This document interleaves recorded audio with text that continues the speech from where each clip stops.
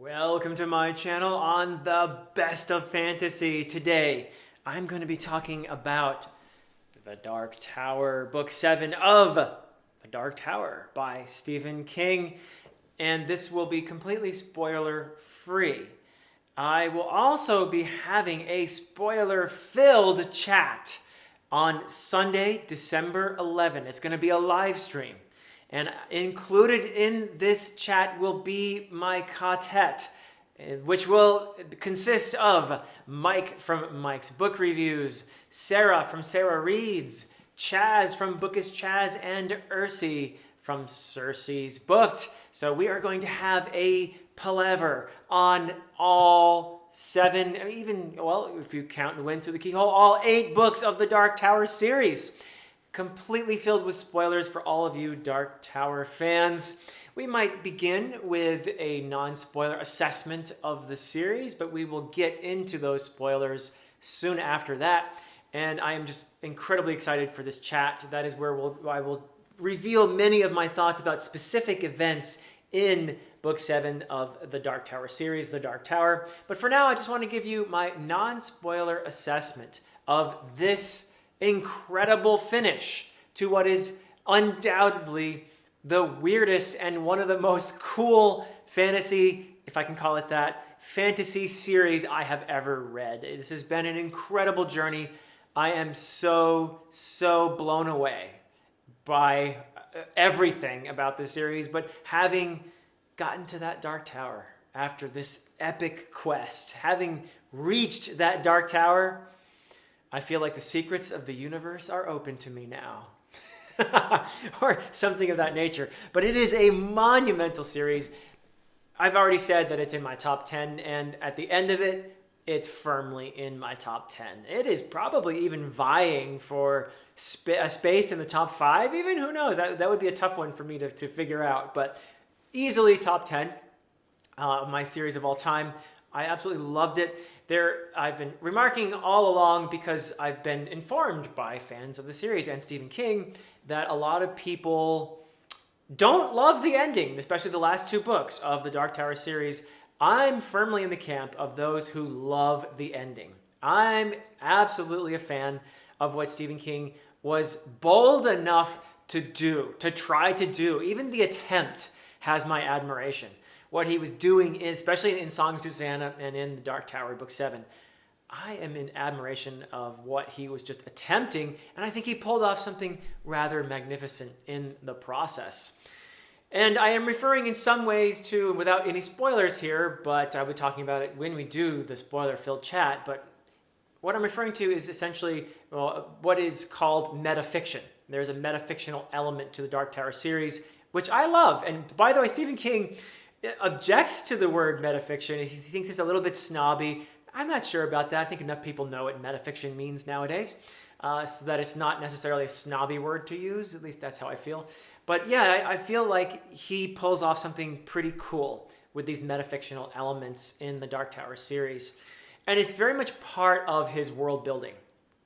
Or should I say worlds building, because we're talking about the multiverse here, folks. There are worlds within worlds, and it is incredible. It is mind-blowing at times. And it is also, I mentioned already how it's kind of sort of fantasy, but it's also science fiction, it's horror, it's Western, it's dystopian, it's, you name it. He just throws whatever he needs into the narrative to make this incredible story. And I love how genre-defying it is. I'm absolutely on board with the weirdness of it all. And, you know, in some ways, a lot of that has to do with the influences that he has been so openly including all along the way, beginning with the poet by Robert Browning, Childe Roland to the Dark Tower Came, where I think especially the Gunslinger, the first book, gets a lot of its vibe, a lot of its atmosphere from that Browning poem. But it's something that runs through, and he comes back to it a lot in The Dark Tower, the last book in the series. So I think it's really cool how he gets that. There's Tolkien in there. There's the Wizard of Oz. There's, Shardik. There's, you name it. I mean, he just brings it. There's Star Wars. There's just all kinds of great stuff in here. The Magnificent Seven. He brings it all in. He brings it all into one incredible tale that is as much a story itself as it is a meditation on the process of creating a story. That's where a lot of this metafictional stuff, to me, is really cool, because this is an author who's really thinking deeply about the process of writing and what it means and where it comes from. And that's a part of the story that sort of tags along with the plot. And I think it's wonderful. I love that sort of thing. At least I think Stephen King pulled it off really well in here. It is also, in addition to, I said it's weird. It's weird in many ways in terms of its being genre-defying, but it's also a bit weird in terms of what Stephen King dares to do in portraying characters. And it's visceral at times. There's a very high body count and a lot of body fluids involved in the Dark Tower series. It's kind of gross at times. It's the horror element in here. Very much present. I mean, it's Stephen King, right? But he is just unflinching when it comes to portraying humanity and our faults and our foibles and our awkwardness. And he's just brilliant at it, to the point where sometimes it's actually really funny as well. I mean, he's got a really quirky sense of humor. And there is a lot of humor in here. In addition to the tragedy, thank goodness there's humor in here, because there's, of all the Dark Tower books, the seventh is in many ways, it contains the most tragedy, I would say, and without giving anything away. And at the same time, the pacing, it's just bam, bam, bam. I mean, this is a fairly big book, but wow, the pacing is quite, for me anyway, I experienced it as a very, very quick read, a very fast-paced story. A lot happens. It's a culmination in many ways of everything that had come before. And it's just like everything has been leading up to this book, and it delivers in terms of the pacing and all the events that unfold one after another. And it's just, I really enjoyed that sense of being unbalanced and not knowing where the story is going to go next. As far as the characters goes, I really admire, as I said, King's ability to capture human nature. He's really good at it. And he's got me very much attached to the characters, the ka-tet particularly, but even some of the side characters are really vivid and interesting, completely compelling character work, in my opinion. In fact, I believe this is accurate. The Dark Tower, the seventh book, is the first in the series that actually made me cry. I was weeping at times reading Book 7 of the Dark Tower. I don't think I had done that before, although I had felt a sense of awe and also a sense of sorrow and joy and all kinds of stuff in the previous books. But the Dark Tower just hit me. I think because of a lot of the work that was done in the earlier books too, I had just become increasingly attached to these characters because of the work that Stephen King had done earlier. But wow, Book 7 delivers. Dark Tower delivers for me, and it was an incredibly difficult journey at times, but in a way that had me thinking deeply about these characters, how much I loved them, and how attached I had become to the ka-tet during the journey, and how much I was rooting for them.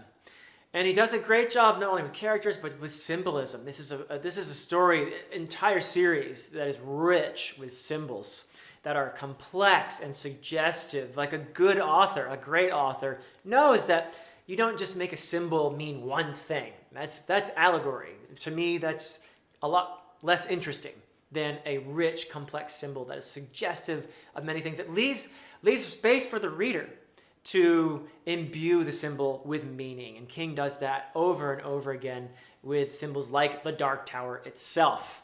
I mean, he thereby captures a sense, at least, of all of life, that this is a life-encompassing story. And I think he does a lot of that through the symbolism and the spiritual tone of the Dark Tower, the sense of the numinous, that there is meaning somewhere in life. It is elusive. We may not ever find it, but that quest for meaning is what it's all about. And I think that King knows that very well, conveys that in this story, the sense of the meaning may just lie in the quest itself, not in the end that you achieve. And the people we meet along the way, the ka-tets that we form, we get our meaning from them. So there's just a lot of just richness to this story, and I loved it. There are so many themes I could talk about in the context of the Dark Tower, particularly in the last book, once again, where he really brings it home.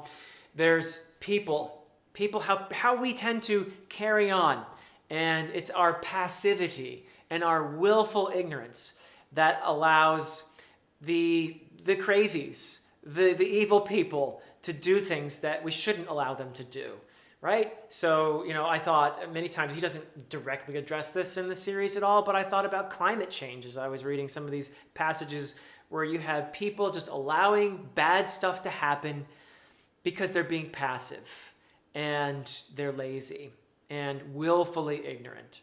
So, and yes, and there are the crazy evil people too. They're out there, right? They're actively doing harm, but most of us allow that to happen through our passivity.